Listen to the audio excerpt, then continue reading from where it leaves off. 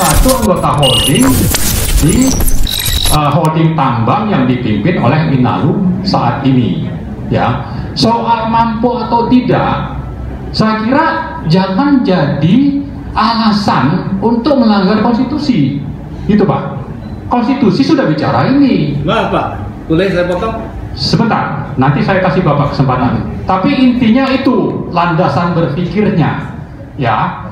Jadi jangan lupa subscribe dan nyalakan loncengnya agar tidak ketinggalan info terbaru dari Davina News. Video ini dipersembahkan oleh Indo Express. Indo Express Fast Handling, Fast Solution. Bapak, ya makasih. Tadi sudah disinggung soal kemampuan PPDA. Pertama, saya perlu klarifikasi untuk kita berpikir menyandarkan posisi dan sikap kita sebagai anak bangsa kepada aturan main, yaitu dimulai dari konstitusi pasal 33, ada TAP MPR, ada putusan MK bahwa pengelolaan itu harus oleh BUMN. Jadi ada kata-kata penguasaan negara, lalu di sana diturunkan ke 5 aspek, ya, ada masalah pembuatan kebijakan, izin, membuat aturan, pengelolaan, dan pengawasan. Nah, pengelolaan ini ditafsirkan atau dijelaskan oleh MK atau dijelaskan juga oleh Bung Hatta waktu membahas tentang pasal 33 itu harus oleh BUMN. Itu yang pertama. Itu jadi landasan kita untuk setelah itu bersikap seperti apa, ya. Kalau itu sudah jadi landasan, mestinya kita yang kedua harus berupaya supaya itu bisa terwujud. Itu yang kedua. Yang ketiga, kalau memang tidak bisa terwujud, bukan berarti itu terus ditinggalkan. Yang keempat, bahwa kalau memang Antam tidak mampu, dan saya tidak merekomendasi itu karena atau BA itu tidak mampu karena BA itu sudah terbuka, kalau dapat aset baru tanpa ada metode untuk membuat pemegang saham publik itu terdilusi, kita pasti tolak. Maka kita usulkan untuk membuat BUMN baru, salah satu anggota holding di holding tambang yang dipimpin oleh Inalum saat ini, ya. Soal mampu atau tidak, saya kira jangan jadi alasan untuk melanggar konstitusi, gitu Pak. Konstitusi sudah bicara ini. Maaf Pak, boleh saya potong? Sebentar, nanti saya kasih Bapak kesempatan. Tapi intinya itu landasan berpikirnya, ya.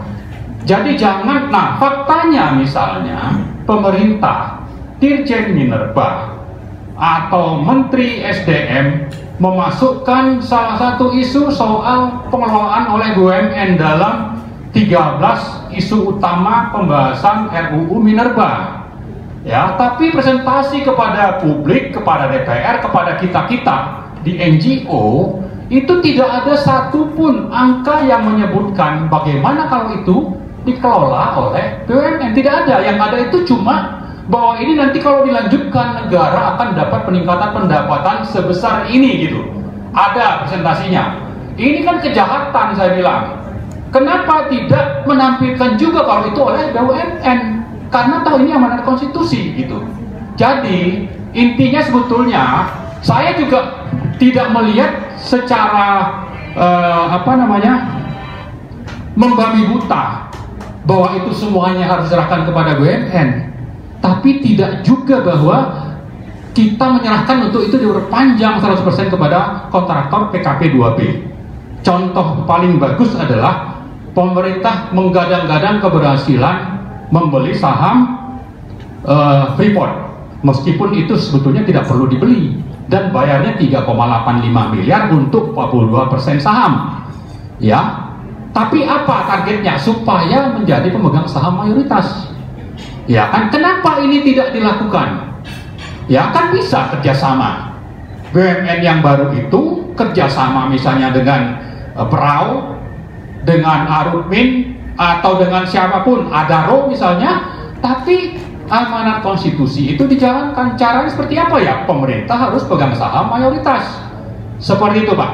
Jadi saya tidak ini ya, tidak mengatakan itu harus seperti apa, tapi kita pakai dulu landasan legalnya dan konstitusionalnya.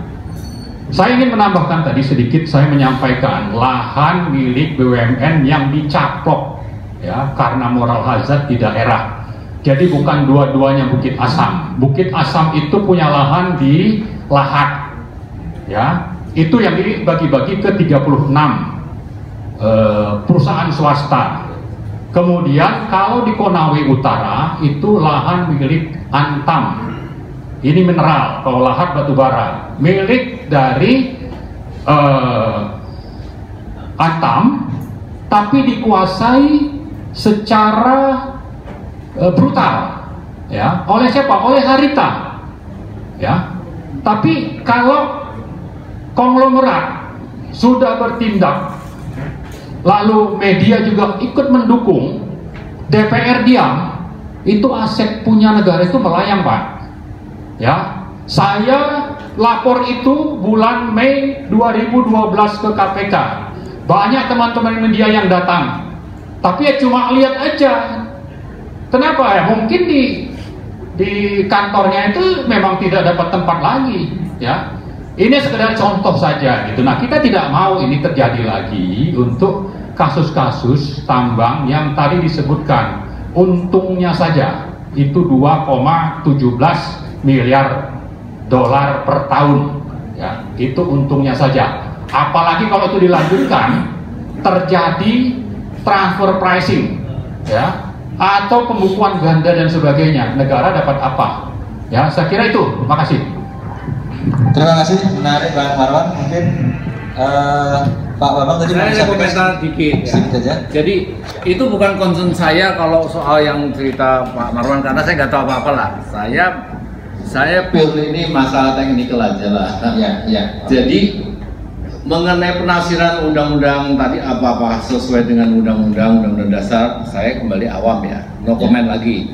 Saya hanya secara teknis saja menyorotin kenapa saya bilang nggak mungkin, kecuali kalau yang dibicarakan oleh Pak Marwan kemudian ini kerjasama dengan pemegang saham lama, ya itu oke, possible. Kalau contohnya seperti Freeport itu kan take over sambil manajemen jalan as usual.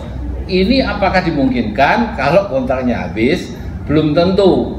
Kalau kan ceritanya hanya take over begitu saja, saya bilang nggak akan mampu.